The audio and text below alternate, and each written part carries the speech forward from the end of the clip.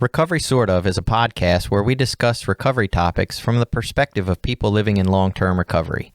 This podcast does not intend to represent the views of any particular group, organization, or fellowship. The attitudes expressed are solely the opinion of its contributors. Be advised, there may be strong language or topics of an adult nature.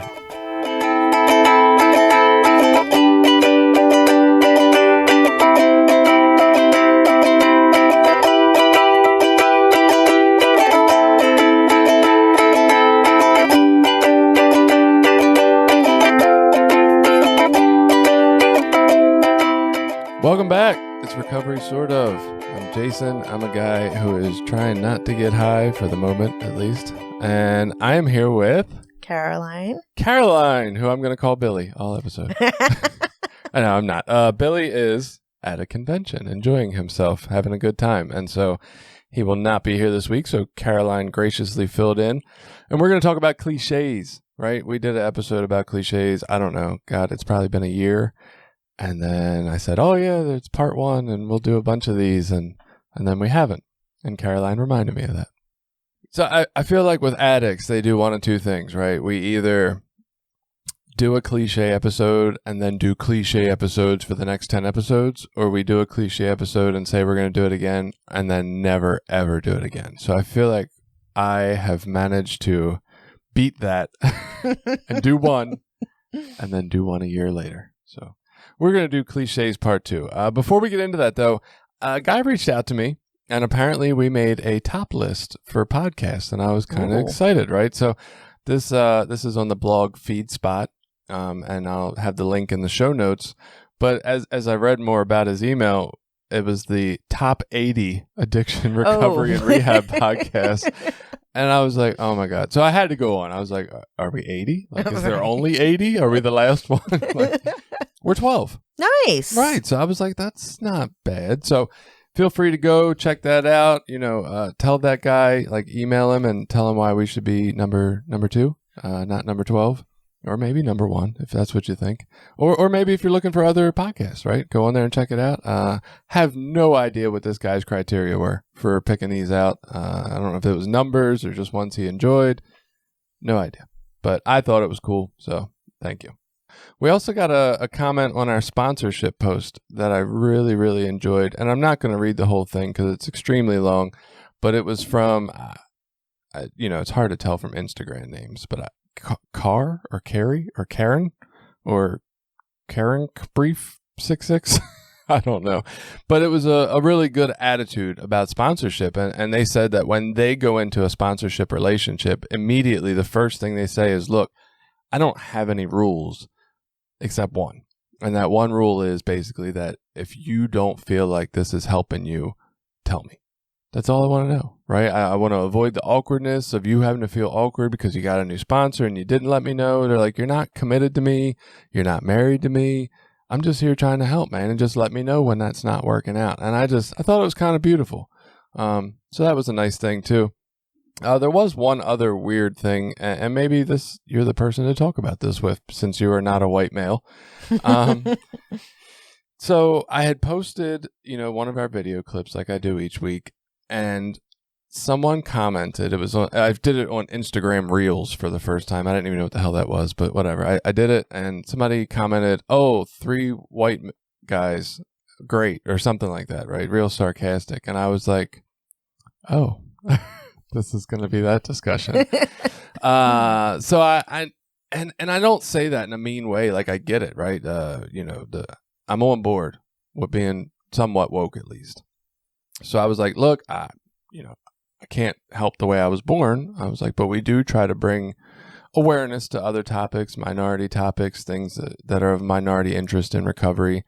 And I said, hopefully, and we learn more about that, and we, give it to our listeners. And she commented back, she was like, what do you give to your listeners? The fact that marginalized populations exist? And I was like, unfortunately, probably for some. I'm like, but for others, we're just trying to learn and grow and get more in tune with everybody.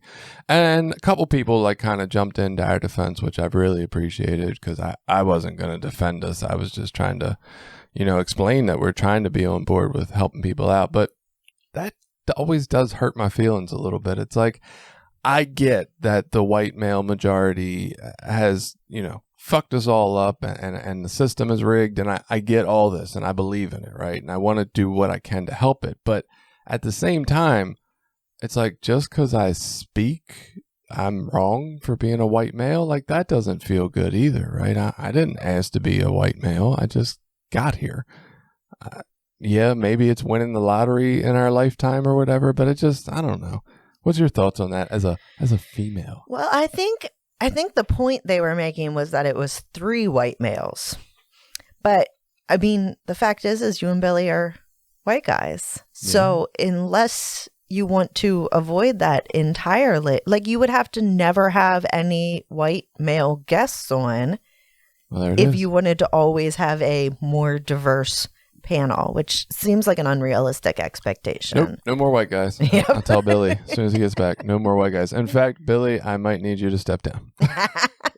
I would also say a case maybe could be made, and I think you've done that with females, but maybe less so with minorities. Although I don't really know, because I don't watch the videos. I listen to the audio. Certainly, you guys don't want to get into a place where you're only having minorities on to talk about minority topics, right? But I don't think you've done that. I don't really know, because again, I don't watch the videos, so I don't often know what someone's race is. I just am listening to the topic. Well, and we're a function of our county as well, right? Mm-hmm. Like, not that we don't have people on video conferencing software, because we do at times, but honestly, Billy and I both prefer not to. It's so much more fun to have people in person. There's something about Zoom and Meet, and I find this when I'm doing therapy too, that it's like there's just that space where there's the delay, and I don't know if they're about to talk or I'm about to talk, and it just doesn't mesh up, and it's more fun to cut people off in person for me. So we're in a county where there's mostly white guys. I mean, that's just how it is, unfortunately. But yeah, maybe I guess that is.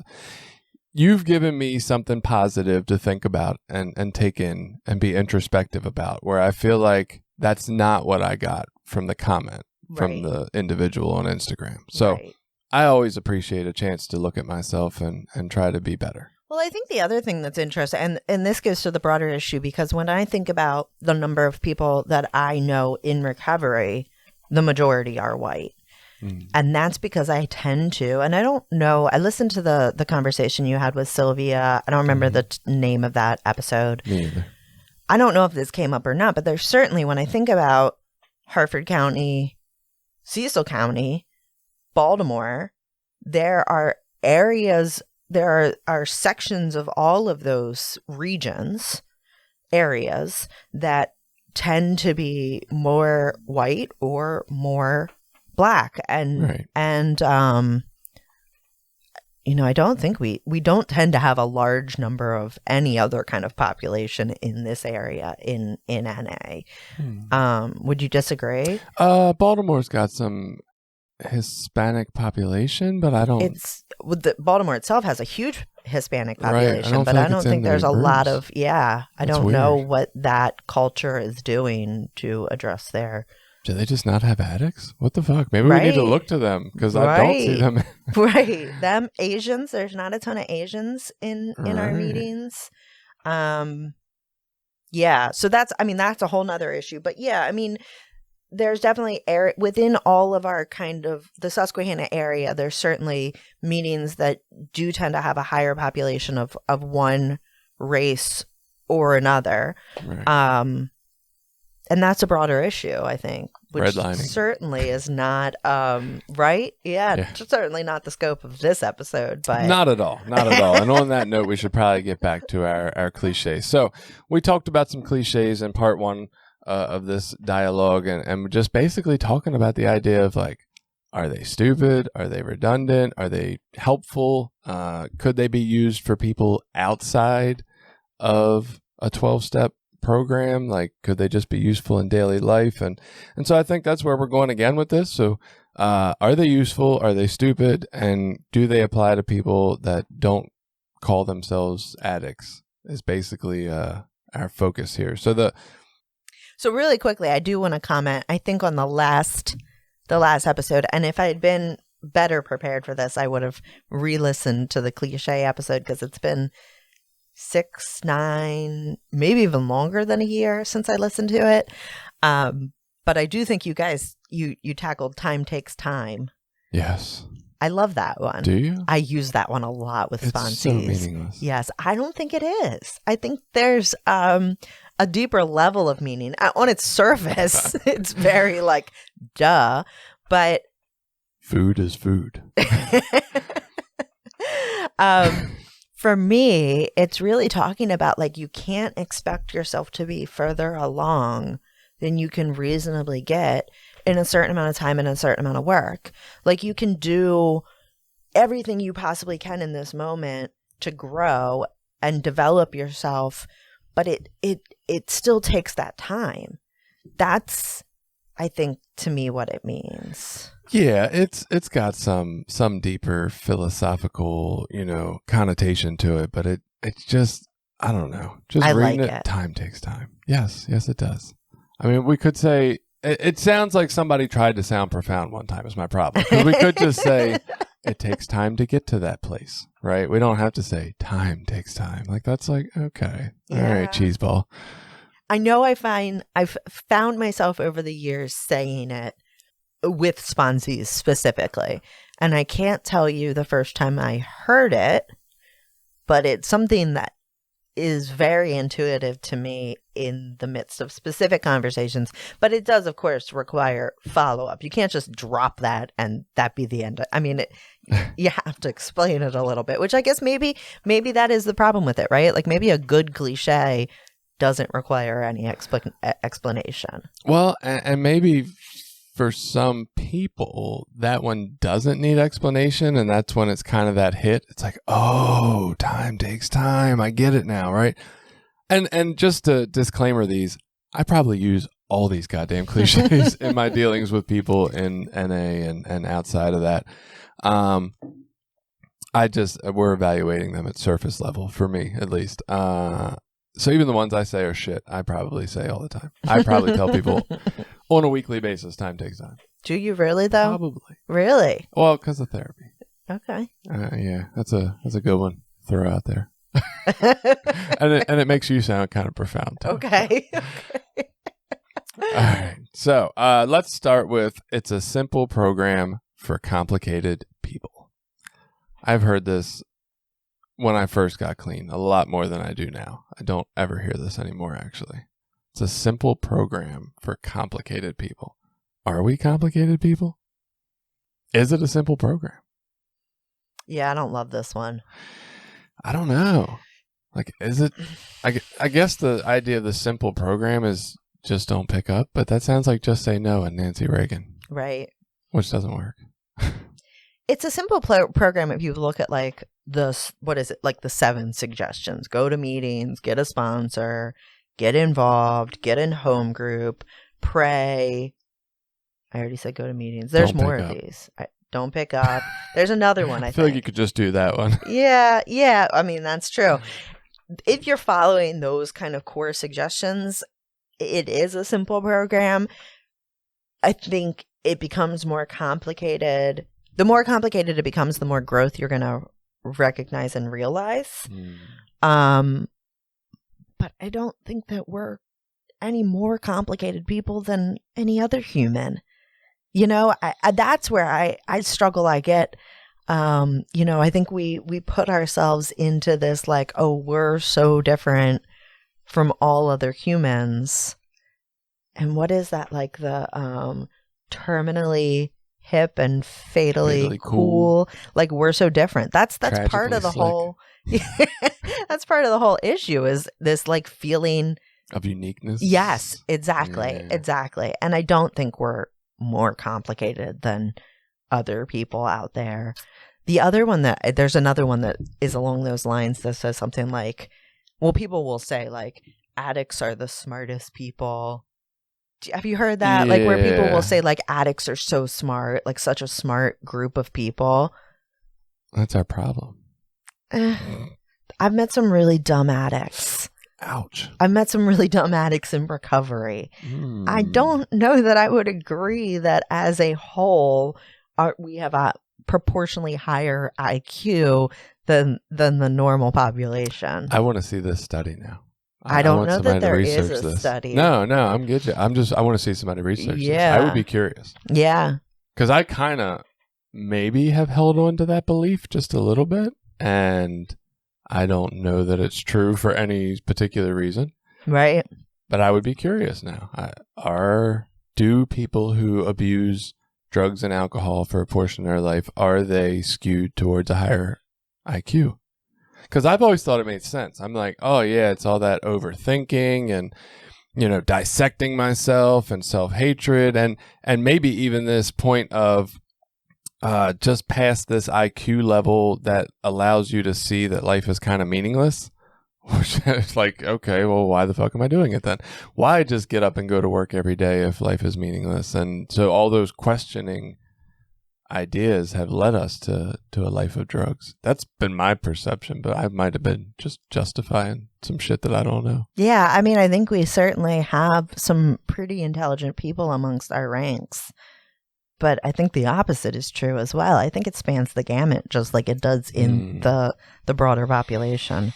So Billy would say that we are definitely a microcosm of the society. So there's probably no difference there. But he does tend to lean towards us being different slightly. Like he thinks it's not so much that we're different than people, but there's something about us that takes some of these traits of people to some kind of extreme that normal people don't. And I don't know that I believe that personally, but I think that's what he always tries to tell me.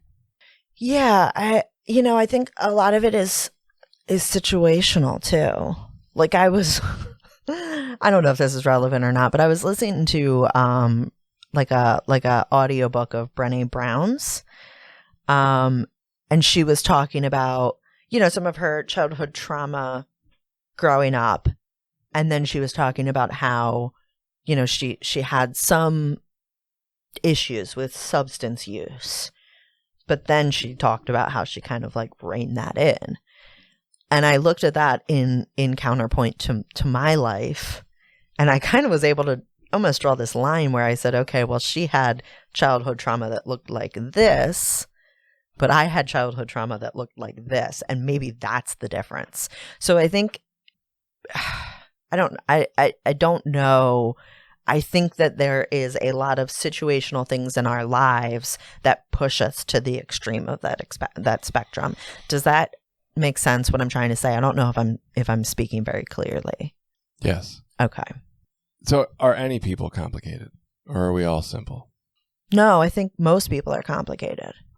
So that would kind of make this hold true. Simple program for complicated people. I guess, but I think the root of the cliche is that addicts are the complicated people, not that all people are complicated, because otherwise it would follow that the program is for everyone.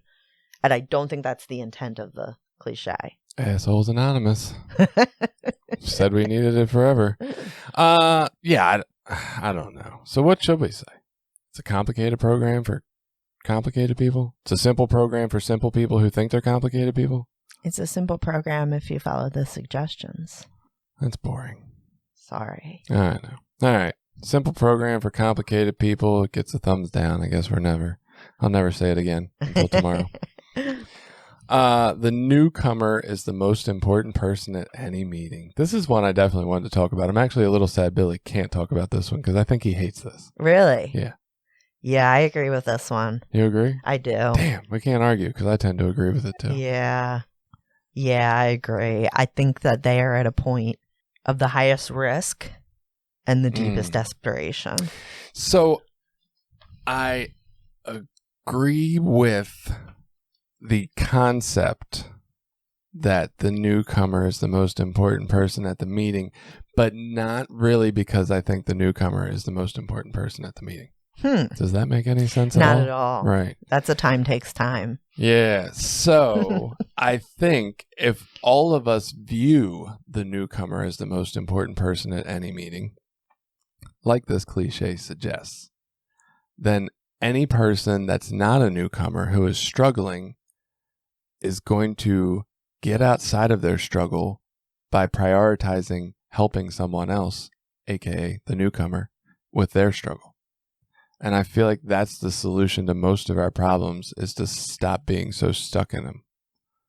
And so if we all just follow the cliche, I think it works. I don't actually think the newcomer is the most important person at the meeting.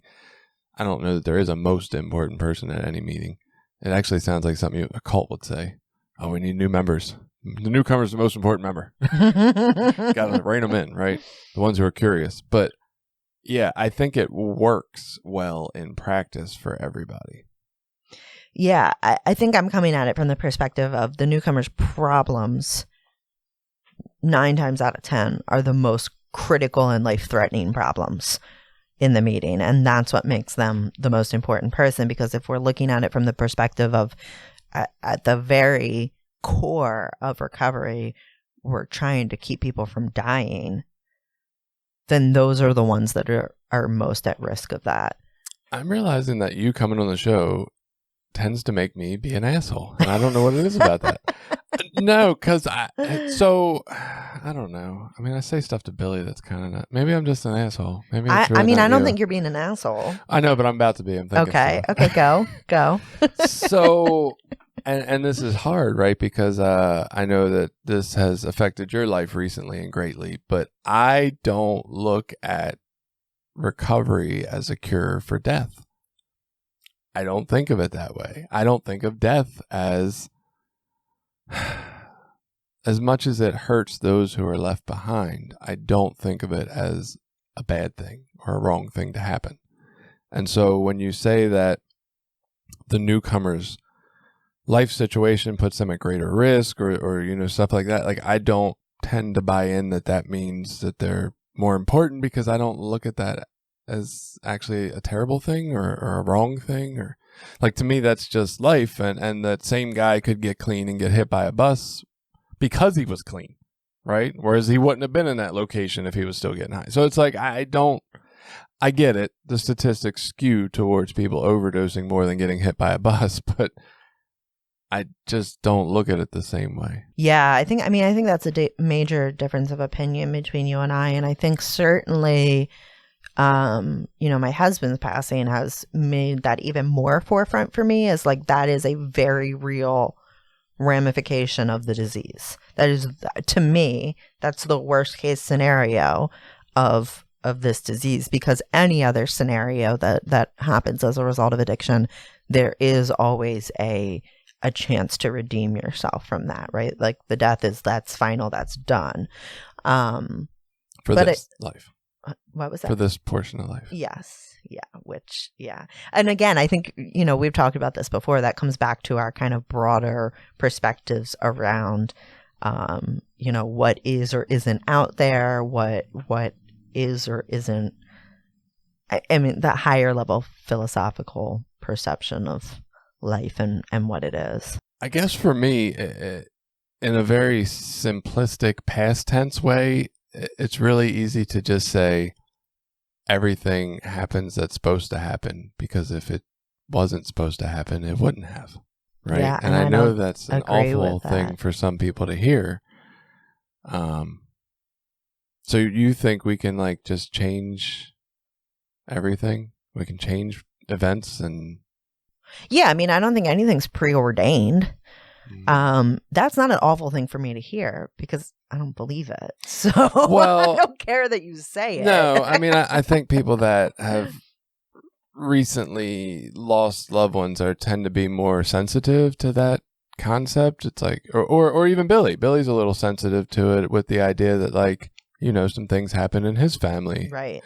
And he's like, that wasn't supposed to happen. And I'm like, I kind of feel like it is. I feel like we get exactly what we need to fully grow and live our life. Yeah. I would say, I think, even for people who believe to some degree in fate, or that there is a higher power that has kind of the ultimate control over everything that happens, your belief that the soul asks for what it gets is an even further level of that's the book. fate. I don't know that I completely buy into that, but I do like it. Yeah, I think the people probably who struggle with hearing that are people who generally would have believed it prior to whatever event happening, right? I think that's very triggering for them because they're probably internally already struggling with that dissonance, Right. and then bringing it to their attention. I mean, I think generally within the population, to go up to someone close to them just died or they just experienced a traumatic event and say everything happens for a reason, most people would agree that that is not the appropriate time Right. to say something like that. What cliche were we talking about? Something about something. Yeah, we're really far from that. We are. I guess, I don't know. And it brings up a topic I was actually thinking of on the way over here. Oh, the newcomers are most important. Oh, person. right. And that's how this podcast goes, of course. But I want to explore the topic of things that happened in life that were completely not what we wanted, right? Whether this was like we prayed to not have this situation or outcome happen, or just we're completely against it, or it's the last thing we would have put on our list of things we wanted to happen. And then they worked out extremely well for us somehow, right? Because I have quite a few of those experiences in my life. And I want to do that episode in the future, right? I'm just curious, like, do you consider that all random and chance, or am I making the most out of a bad thing, or? Yeah, I mean, I think humans are incredibly adaptable. And we don't ever know what the fork in the road would have brought otherwise. So it's probably good practice to say, oh, I'm happy that happened because it brings me to where I am now, because it alleviates you from regret, resentment, a lot of those negative kind of looking back in the past actions that can really taint your day-to-day life. But yeah, I mean, I don't think anything happens for a reason other than I can't think of the word I'm looking for. Like, obviously, like if I put my glass, my cold glass down on a table and the table gets wet, the table got wet for a reason because of the condensation from my cold glass. So that kind of stuff, yes. But like from a preordained, someone decided the table was going to get wet and that's why the table got wet. No. Someone definitely decided condensation was going to happen. So I guess, I don't know. I don't think of it just as like a comfort thing. I think of it as like, I have tried to explore in my head all the possible other outcomes that could have came out of me not going through this situation I did not want. And I'm like, yeah, they would have all been way fucking worse than this. But you have no idea. It's like Doctor Strange thinking through those 14 million possible whatever. I don't know Doctor Strange. Oh my God. Yeah. But yeah, you have no ability to, I mean, you can't do. see the future. You can't see the alternative If futures. I'm at 100% happiness, it couldn't have been any better. Right, but it could have been the same amount of happiness. And do we ever know what 100% happiness is? Yeah. Yeah, I'm there. Right now. You think you are, but maybe there's more. I don't know that that's quantifiable. Oh, so what are we deciding about the newcomer's the most important person in any meeting? Are we keeping this? I think we keep it. We both like it for different reasons. Yeah. I feel like people always are going to argue the newcomer's not more important than me. And I don't think anyone argues that. I've definitely heard that. Really? Mm-hmm. Specifically not more important than me. Well, and I don't, I mean, a lot of times they frame it in the concept of, well, what if an older timer is struggling or somebody else in the meeting is having a really rough time right now? They're just as important, right? In fact, they might be more important because they might be my buddy for the last 7 years and this newcomer just walked in the goddamn door. And if they're both in danger of using tonight, my buddy with 7 years is much more important to me. To you. But so then I guess the question is it more important personally or more important from a broader fellowship perspective or program perspective? Yeah, I don't know what it's saying. It just says the newcomer is the most important person in any meeting. It's very vague. Yeah, I mean, I think the beauty of our program is that we have the ability to meet the needs of more than one person.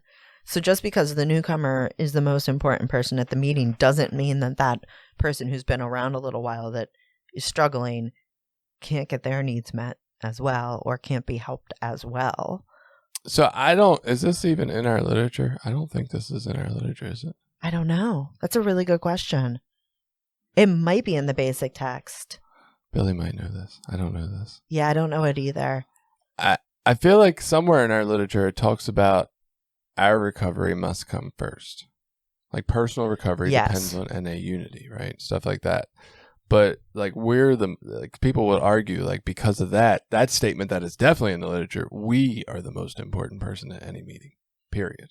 It's not about the newcomer. Like I'm there. I'm the most important person there for my recovery.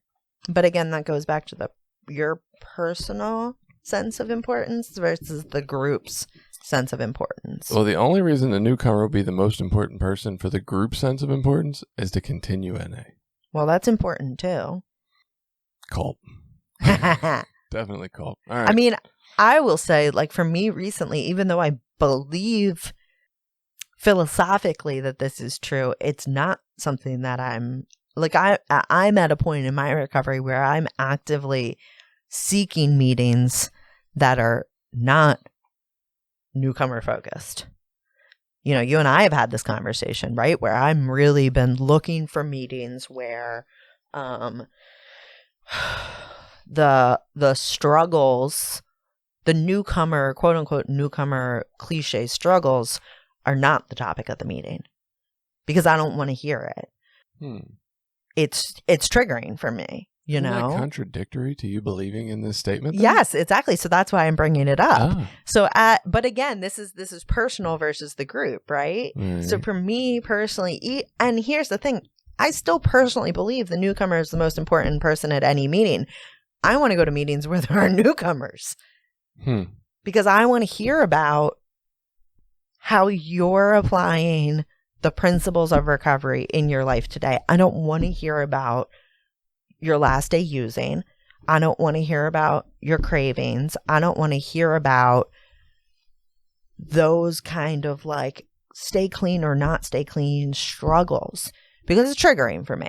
With, it all comes back to my husband who passed and that's just not where I'm finding value today. And I know that that's selfish. I had someone ask me a couple weeks ago if I wanted to go to a meeting with her that was, mostly newcomers, and I declined. I said that's not what I'm looking for right now, and I feel justified in doing that because I've been around here for 16 years, making the newcomer the priority and making sure that I am showing up at meetings and sharing my experience, strength, and hope for the benefit of the newcomer. And I mean, I still have my H&I commitment, which is another reason I can justify that because I'm like, I'm giving back to the newcomers that way. For me, my normal meetings during the week, I don't want that to be on me. I want to get what I need from me, and I don't want that to be my responsibility right now. And again, I feel justified in checking out from that kind of responsibility of a member with long-term recovery because I did it for so many years, and like I feel like I just need a break. But it is a little interesting. Like I still believe the newcomer is the most important person, but I don't really want to be where they are. Like I want to be somewhere else. What happens if there's two newcomers at the meeting? Then they're both the most important person. They're both the most important person? That doesn't even sound right. The newcomer does not indicate singularity, does it? Yeah. It does? If it would be newcomers, if not. The newcomer, right. Okay. Is it the person with the least clean time? The newest member? So, is it the person, if you got a guy with 3 weeks and a guy with 1 week, it's the guy with 1 week? Or if the guy with 1 week's been there to 7 meetings and the guy with 3 weeks, this is his first meeting, is he the newer member? Like, now we're really quantifying. Right. What if there's 2 old timers and 5 newcomers in a meeting? How do you help the 5 newcomers if we say they're all equally important? Those old timers better be doing some damn good sharing, I guess. Yeah, I mean, and how do you define newcomer, right? Because I would honestly, at this point in my recovery, I would define anyone with less than a year as a newcomer Less than easily. 5 years. Yeah, I mean, a case could be made for that too. The newcomer. I still feel like that is not like, it does not indicate a single person. I think it's a broad category. It could be. This category called the newcomer, but it still doesn't, I don't know, doesn't fit. There's people that have like more than 20 years that want to start meetings for only people who have more than 20 years. And I'm guessing that's allowed, kind of. As long as you don't actually turn people away. I think that's still in the spirit of traditions. But, I mean, their point is less that they're triggered and more that they just can't fucking relate, right? I think it's a fair point. Like, I get it. The longer I stay clean, the less I understand about the recovery house and the different drugs they're using, and I can't relate to what they're talking about. But I think it makes it difficult for the newcomer to find help. But I mean, I went to a meeting not that long ago with a buddy of mine, and it was a lot of newcomers, and I didn't know what the hell anybody was talking about. I'm like, fuck are y'all saying down here? Kratom and Suboxone, and I'm like, I don't get it, and I don't understand your problems no more, and I don't know how to help you. And it didn't really seem like any of them, I don't want to say it didn't seem like any of them were looking for help. They were not looking for help from like people with a lot of clean time. They were just hanging out in groups, and they came to the meeting to hang out, and they were leaving hanging out. And I was like, okay, I don't know. I don't get it anymore. It doesn't look like it looked when I got here. I certainly have my opinions on Suboxone and Kratom, and I have experience with those items as a result of people I know, care about, love, having experience. But yeah, you're right. I mean, I was never on either of those substances. And it's been a really long time since I've been to a meeting that's filled with newcomers because I'm actively avoiding that. So I don't know if I would. I mean, I think there are parts of the newcomer experience that I still can relate to and remember to a degree, but it is very disconnected. Fair enough. So I don't even think they had Suboxone when you were using, by the way. They had it when I got clean. No, Suboxone. Well, yeah. No, they had something that people could take every day that was Suboxone based. I didn't find out about it until I had like 2 months clean. My experience, I don't remember. Like I definitely was not aware of any Suboxone. But I remember buprenorphine being somewhere towards the end of my story. Like that was what they were given in detox. Mm-hmm. But it was like, you take this for 3 days. It wasn't. Right. Yeah. Forever. Every treatment center I went to, you got bub. It was so much better before that. But what did they give you before that? All kind of good stuff. I went somewhere and I was on Librium, I think. Yeah, that's just like... Holy shit. I think I walked into a soda machine. Like, it was beautiful. I was like, this is the best detox ever. I think I got Librium somewhere, but that's not an opiate. It's like a benzo. Whatever. I liked it. Yeah, but it doesn't...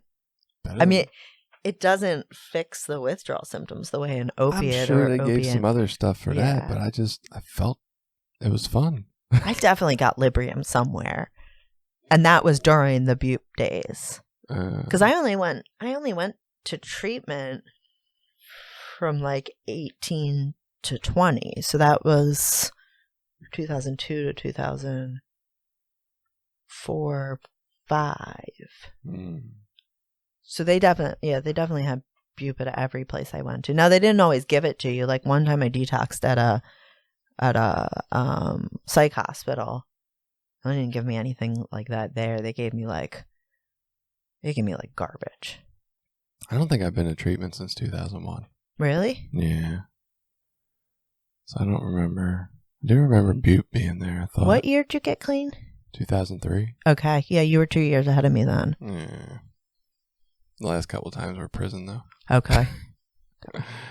No detox. They gave you nothing. Right. Here's your magic air pill.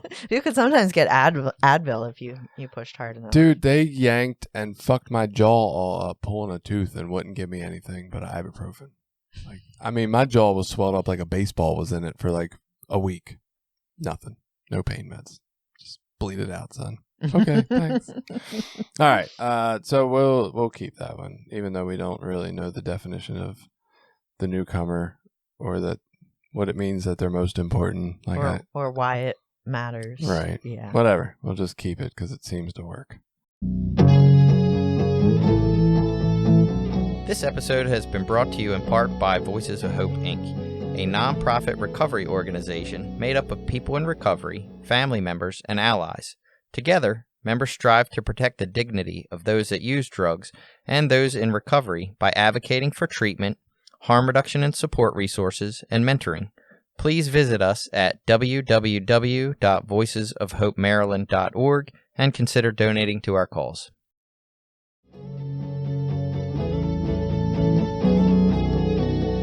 Learn to listen and listen to learn. What do you think? I've heard this one before, but I still have to think it out in my head to make sense of it. Learn to listen and listen to learn. Yeah. I mean, it's true. Sounds basic. Yeah. I don't know how much value it adds. I feel like there's some old slickster just popping these off at a meeting somewhere, right? You gotta learn to listen and listen to learn, youngin'.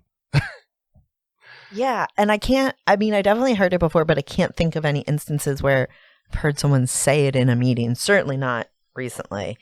I think both statements are true. I think they've been combined and use alliteration to sound super smart. Well, listen to learn is one of the most basic concepts on earth, right? That's what we do when people teach us out loud. Like, listen to learn. I don't know. A lot of people listen to respond. Okay, so you're saying it's listening, Active with a listening. purpose to learn, and not to contradict or argue back or just get your smart thing in next, right. Which most of us do. See, and that's interesting. So that kind of is important. I was thinking the other half was more important, learning to listen. But I guess that kind of ties into that too, right? Right. Because I think a lot of us hear, but we don't listen. Mm-hmm. Because we're listening to respond. Right. Yeah, I mean, I think the whole thing is about active listening, but well, in that it's case, just I like it. said in a way that's... I struggle with making sense of it. Like, even though I've heard it many times, I had to really slow it down and think through every part of it to wrap my head around what it's trying to say. So, I don't know. Nobody is sitting in a meeting and getting the same reaction to this as time takes time. Like time takes time is giving you that hit, right? That's like, oh, that just hit me in the gut, right? Right. You hear this one and you're like, oh, wait a second. Yeah, that's cool. What is that? What? Learn to listen.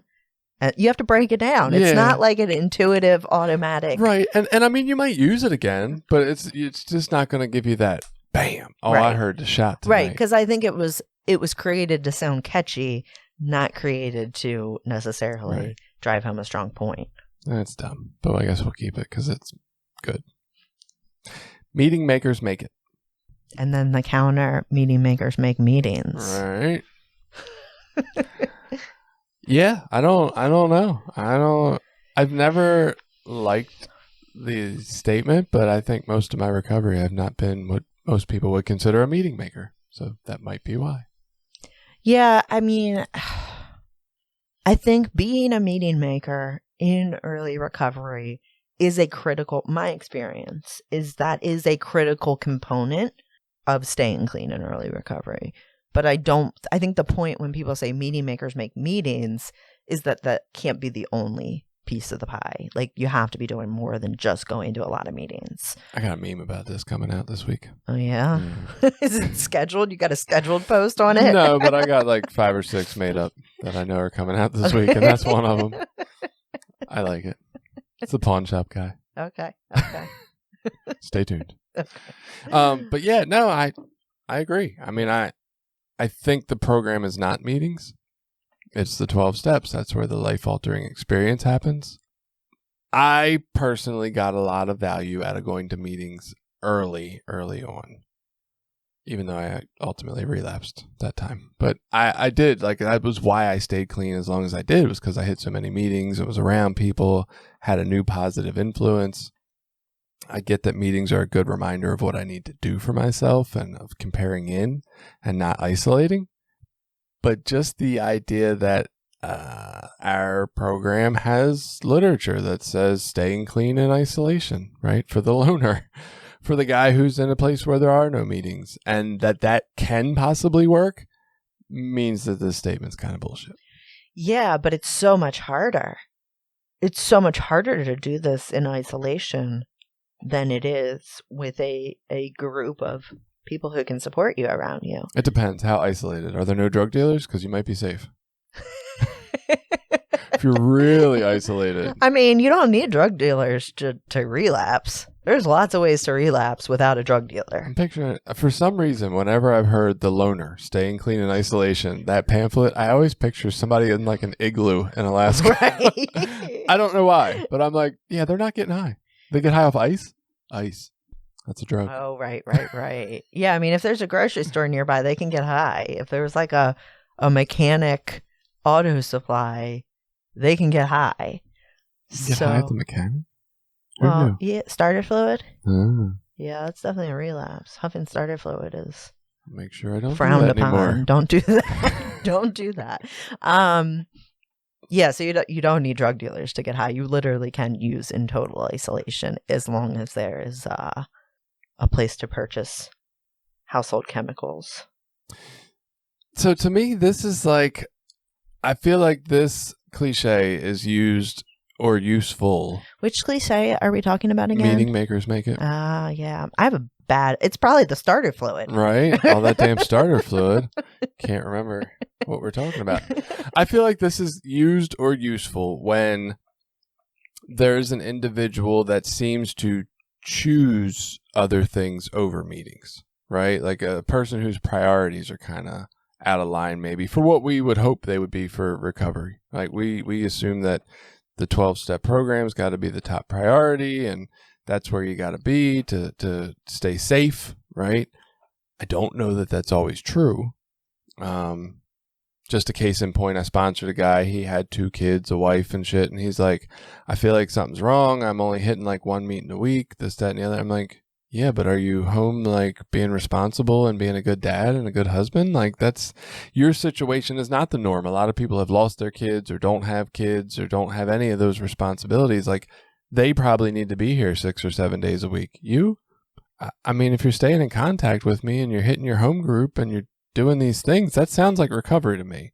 And so I wouldn't have said to him, meeting makers make it, right? I didn't think it was right for him. But when people are actively like, when they come across as being somebody who's like, I'm not going to hit the meeting tonight. I want to watch some Netflix, or, and not that that's wrong every time, right? But early on, maybe that's not the idea, right? I don't want to come out and hang out tonight. I'm going to go see this girl or something. This girl that probably is still using. Like those are the people where I'm going to be like, hey, maybe meeting makers make it, right? But I'm thinking maybe in that context of understanding where it's a useful statement, maybe then we understand what might be more useful. Like, hey, can we look at your priorities about what you're thinking? Because a lot of people that, put these other things before recovery, there's another good cliche, whatever you put before your recovery fits in the cooker or is the first thing you lose or something like that. So I just feel like maybe that's a more relevant one for the purpose. I don't know where else we would say meeting makers make it except for people who have out of whack priorities. Yeah, I don't know. I don't feel like it's one that I would ever say one-on-one to a person. It's a little too trite. You're going to drop it in your share, though?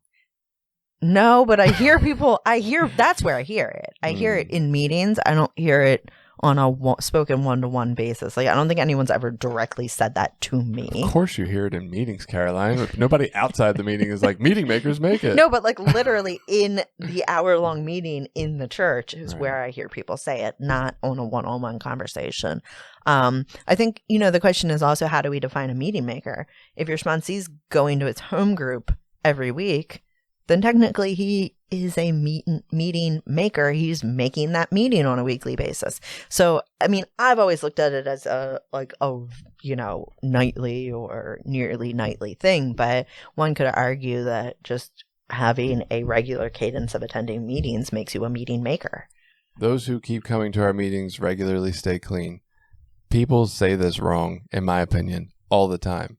They're like, you have to go to meetings regularly. And I'm like, that's not what the statement says. Because they'll argue about, what is regularly? If it's once a week for you, is it 3 times a week? I'm like, it has nothing to do with that. Those who keep coming to our meetings regularly stay clean is the point of that statement. So I don't know. It's a pet peeve of mine. I hear that all the time. People are like, what's going to meetings regularly mean? I'm like, no, it's keep coming to our meetings. Those who keep coming to our meetings. Regularly stay clean is the second part. I don't think that's true at all. I don't either. Yeah. But that's what it says. Yeah. No, I think that's valid. I don't know. I think they have a point, though, because people who use don't come back regularly usually. There's lots of people who do, though. I never understand them. What's wrong with you? I got better things to do if I'm high than go to sitting around a bunch of clean people. My husband was like that. He would use and keep going to meetings. Really? And keep it on the DL. Yeah. I'm baffled by that.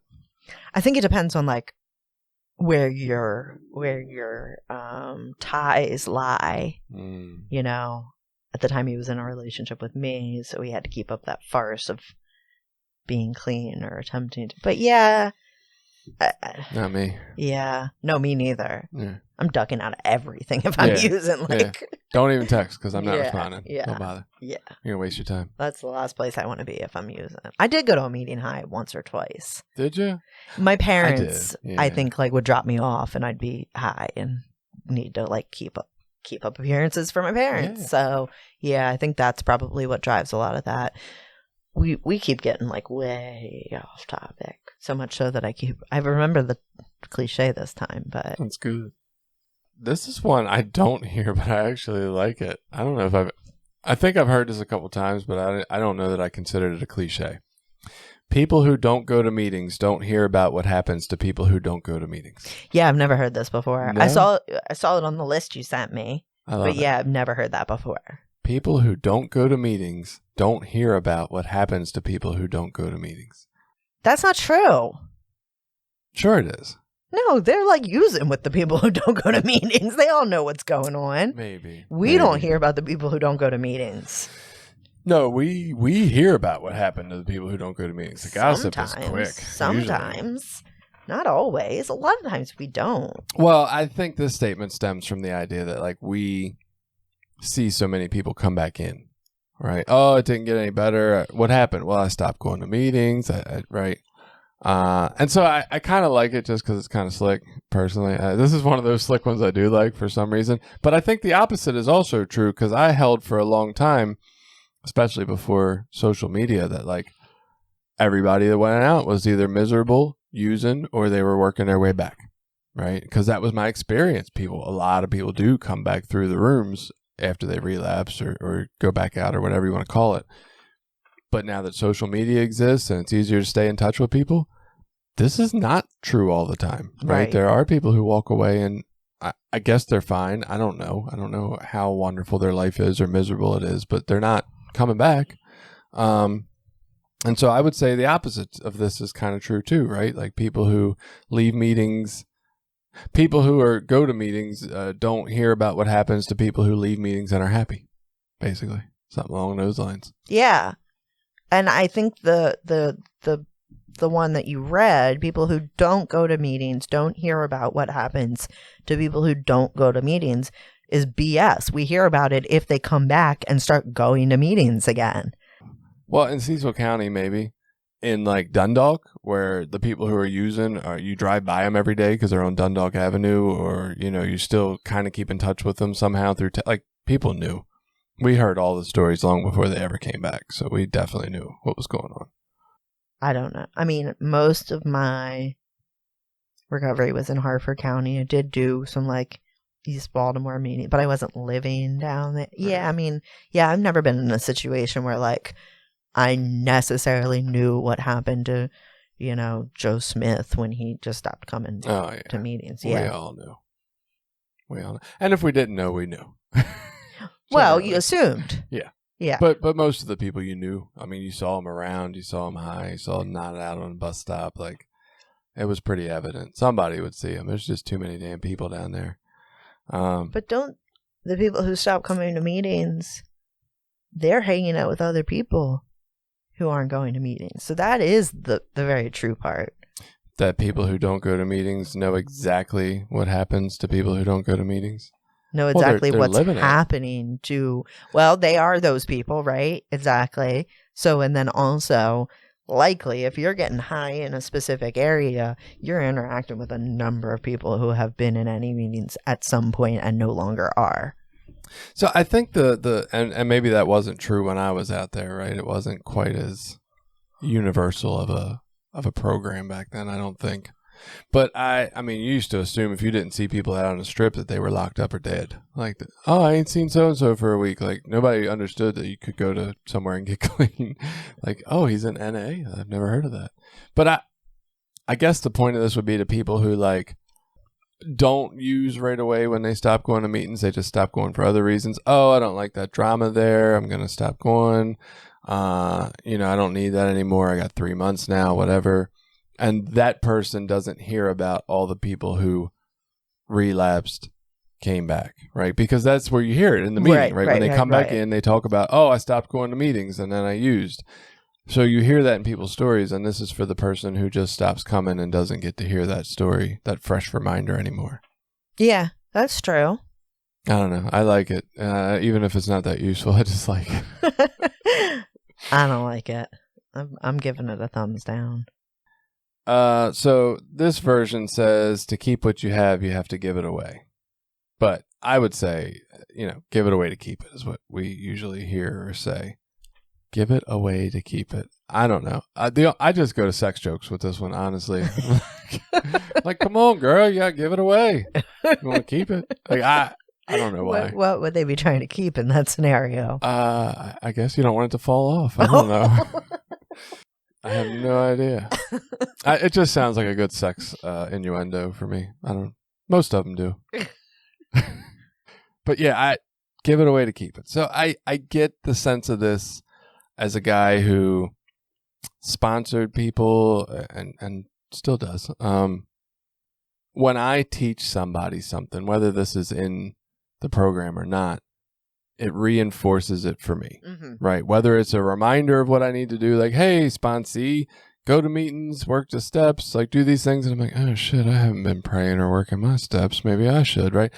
Or whether it's when I attempt to, or when I'm able to teach somebody information. They say there's an old cliche about that outside of the rooms too. Like, when you're able to teach it, you actually understand the information, right? Like, that's the true definition of learning something, is once you're able to teach it to somebody else, then you actually have grasped the concept. And I think that is very true. Every time I try to explain something, and I've got to really try to get my point across, it makes me think through it more. When somebody questions me about it and I have to think even more about it, like, is that true? Do I also question? Like, all these concepts, I feel like, help me keep it, whatever it is. And so in that sense, I would say, yes, you have to give it away to keep it. I don't know about universally. Like, I don't know that giving away money keeps money, or like, that doesn't really make sense. Mm-mm. I can't give away my house and keep my house. Right. Like, it doesn't work. Yeah. Yeah. In order for this to be more universal, it probably needs to qualify what it is. Do you think it's always true? And I mean, that's a bad question, because usually things are never always true. But what do you, like? No, I think there are definitely people who, well, it depends on what it is. What are they keeping or having in the absence of giving it away? What is it? So giving it away to keep it, you have to give away your recovery to keep your recovery. Is that what it is? I don't know. Is it recovery? The first, to me, I've always interpreted as giving away your help, right? Like being of assistance to other people. Then you're not keeping your help or your assistance. You're keeping your recovery. So the its are different? The its are different a little bit, I think. Are they?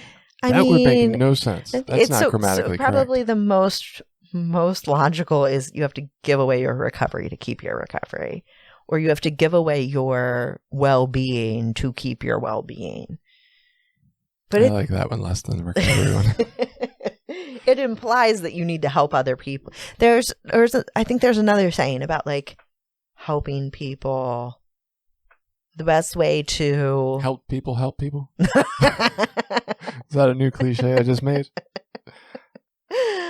The best way to get outside of your problems is to help someone else. I think it's similar to that. Is it? I feel like it's it's cult. It's back to the cult.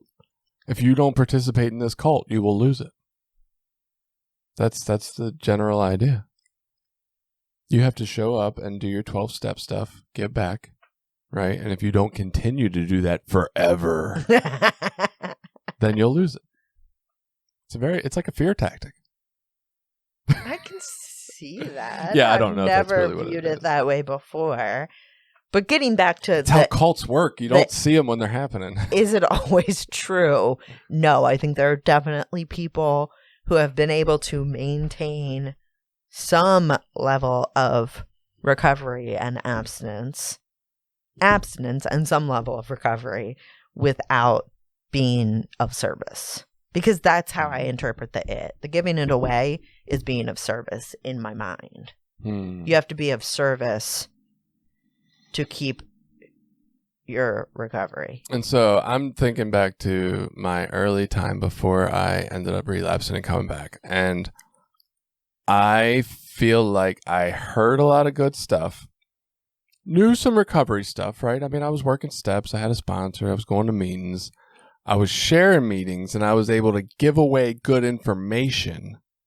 But I ultimately relapsed because I didn't have a very good concept or understanding of my higher power or relationship with it, right?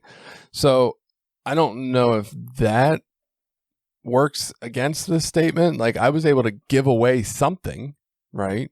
Useful recovery information, but I was not able to keep my recovery and being of service in that form. I was just kind of giving this information away, and then I lost it anyway. Yeah, I guess. Well, and it doesn't say you have to give it away and you will keep it.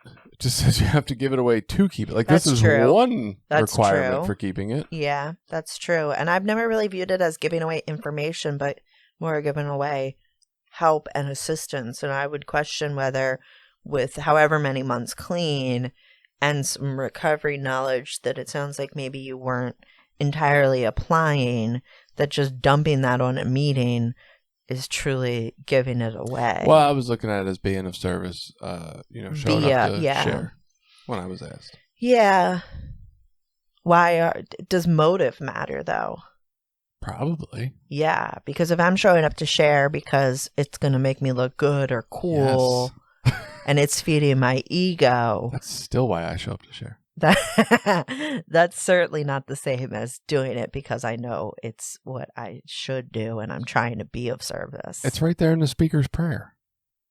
Make me look good? God, let me be great. Yeah, I don't do that prayer. Damn. So, yeah, I mean, no, look, was I misguided? Yes. Was I completely, I might have been a pretty big douche to some people, but I wasn't a complete douche. Like, I mean, I had a service commitment in my home group. Like, I was still showing up and trying my best. Made some mistakes that helped me feel a lot of shame and kind of separated me from my recovery network a good bit. But I feel like I was still trying to show up and be of service to the best of my ability for recovery. And it just didn't feel like I kept it when I did. I don't think I was there thinking, oh my God, I hope I sound great. I was probably thinking, if I sound bad here, it will reinforce the self-hatred and self-worthlessness that I have. So yeah, there probably was like a really strong desire to sound good, but it wasn't about being a great person. It was just about not hating myself. Yeah, okay. Ooh, I felt really vulnerable saying all that. Yeah, I mean, that was deep. I think that was deeper than we probably needed to go here. Ooh, But yeah. So give it away to keep it. I mean, I think your point is that it's not a guarantee. Giving Definitely it away not. doesn't guarantee you're going to keep it is really valid here, especially based on the story you just told. Yeah. Being Yeah. of service is a critical part of 12-step recovery. Yeah, and I think maybe giving it away is even a little more than just being a service. Maybe it's being a part of, right? Because all the aspects of giving it away make us more included and a part of the recovery fellowship, right? When I'm showing up to be a service, when I'm helping somebody out, when I'm answering the phone, late at night, like all these ways that I be of selfless service make me feel included and make me feel better about myself. Yes. And so all of that helps me to keep it, but it is not a surefire, like, just give it away and you'll be fine. Right. And I think it's definitely possible to come in and be a part of and not do anything in terms of giving it away. At least in some areas at some times. Like, I definitely can think of the people who would, like, come out to eat after the meeting every week. And they were definitely a part of, but they, are showing up to their home group 3 minutes before it starts and, like, not helping shut things down after and don't have a server. You know what I mean? Like, I think it's possible to be a part of without being of service. They're the people that ordered a $23 crab cake, right? And then when the check comes around, they put in $19. Like, not only don't tip, they don't even put in the $23 for the fucking crab cake. Never look to see the soda they ordered, right? Or maybe they got chocolate, like 3 chocolate milks, which aren't refillable. They don't look at that like, yeah, those people drive me crazy. That happens a lot. I just get separate checks. Yeah, I think that we've moved in that direction. I think a long time ago that wasn't as much of a thing. Separate checks is definitely a thing, and that's why, honestly, because too many people were like that. Because I'm the guy who's like, let's not do separate checks if we love each other. Like, let's just fucking put our money in. Like, I don't mind if my meal costs $23, putting in $35 or $40 to leave a nice tip, and because I just, like, I had a good time tonight. Like, it was worth this to me. But yeah, when I end up around people who are not living that way, and I feel like I got to put in even more for the nice tip, right? Then right. Then I get bitter. No. Resentful. Yeah.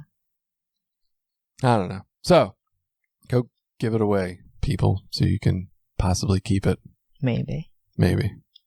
Possibly. And go to some meetings. Yeah, and make meetings, and you might make it. And learn to listen, because that's important. And follow the suggestions, because they're simple. And while you're at the meeting making it, you can hear what happens to people that don't go to meetings. There you go. And you know what? Don't be a complicated person, right? And just follow this simple program. And then the ultimate advice, if you just keep getting high like once a week, you can remain the ultimate newcomer and always be the most important person at the meeting. That's bad advice. Ba-boom. That is terrible advice. Yeah. Do not do that. Don't do that. If it's not working for your life. Don't do it. It won't work for your life. All right. Anything else about the cliches? No, I don't think so. I have to say, so my mom listened. Okay. My mom listened to the podcast, the last one that I did, because I had posted it on Facebook. And she was really disappointed that you and Billy were talking so much.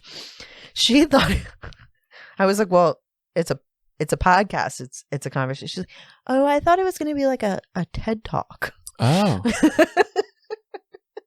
So my mom really thinks I'm fancy. Oh, yeah. Get you on a TED Talk. I mean, so a lot of the other podcasts are like that. I don't want this one to be like that. Like a TED Talk? No, they're like a share. Oh. Like a meeting share. Yeah. No, we can hear that at meetings. Right? This is much better. So it's slightly different. Like, they'll kind of sort of interview, like every 10 minutes they'll ask a question. That just seems like the natural thing the person would have shared next anyway. And I'm like, yeah. No, I like the conversation. Yeah. The conversation is what really gets to the meat of stuff. Right. And if I just had people to share, I wouldn't get to talk. Do like a monologue. Scripted monologue. Romeo, oh Romeo. Oh, sorry. Yeah, that's the only monologues I have. totally off topic. It's my only experience with monologues is Shakespeare. Sorry. Yeah, okay. All right. Okay. So everybody have a good week. Reach out with cliches you love or hate. We have quite a long, lengthy list. If we, next year when we do part 3 next June, or July, whatever the hell it is. So reach out, do that kind of stuff. Look us up, and we'll see you next week.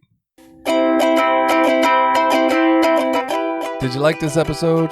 Share it with people you think might get something out of it. Check out the rest of our episodes at recoverysortof.com. Also, while you're there, you can find ways to link up with us on Facebook, Twitter, Instagram, Reddit, YouTube, anything. We're always looking for new ideas. Got an idea you want us to look into? Reach out to us.